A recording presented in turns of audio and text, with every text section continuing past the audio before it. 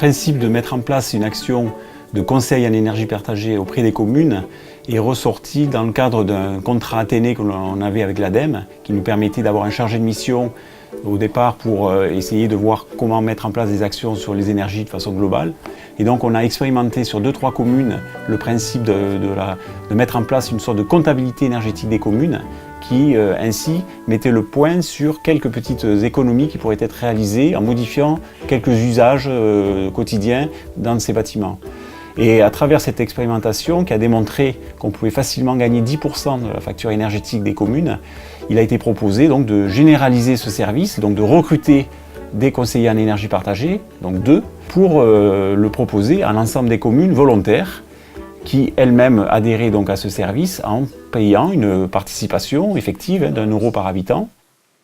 Et après, les changements également au niveau des équipements. Donc on l'a vu, changement du système de chauffage. Donc là, on a fait l'acquisition de nouveaux bâtiments qui sont à l'état et qu'il faut aussi isoler. Et donc c'est pour ça qu'on a demandé au pays de venir nous faire une étude, un diagnostic énergétique. Ça à disposition. Et on parle souvent de sobriété énergétique, d'efficacité énergétique avant de penser aux énergies renouvelables. Et donc le CEP, c'est vraiment ce rôle-là de maîtrise de l'énergie. Et il a ce rôle aussi comme ça de pouvoir lever les projets, quoi. Voilà. Et sans ce rôle-là, bon, ça serait plus difficile d'arriver à mettre en relation tous les acteurs.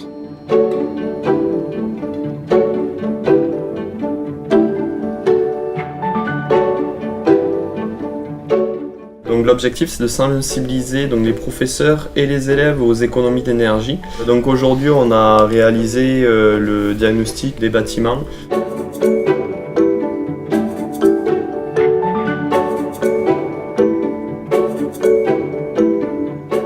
Un des objectifs de la plateforme c'est de créer une filière 100% locale qui crée de la valeur ajoutée sur le territoire.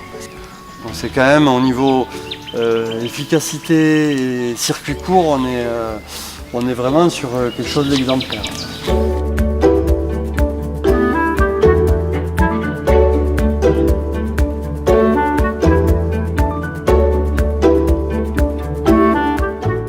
Bonjour, Martin Maxime du PMI de Quercy. Bonjour monsieur. Je viens pour la nuit de la thermographie, vous avez rempli un bulletin concernant...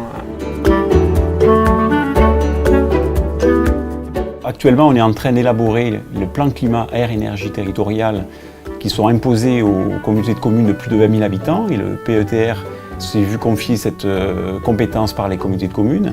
Et dans les ateliers concernant justement les actions à mener par rapport à la baisse des consommations d'énergie dans les bâtiments publics, cette mission CEP est fortement ressortie comme étant un enjeu très important pour pérenniser justement des actions vertueuses des communes.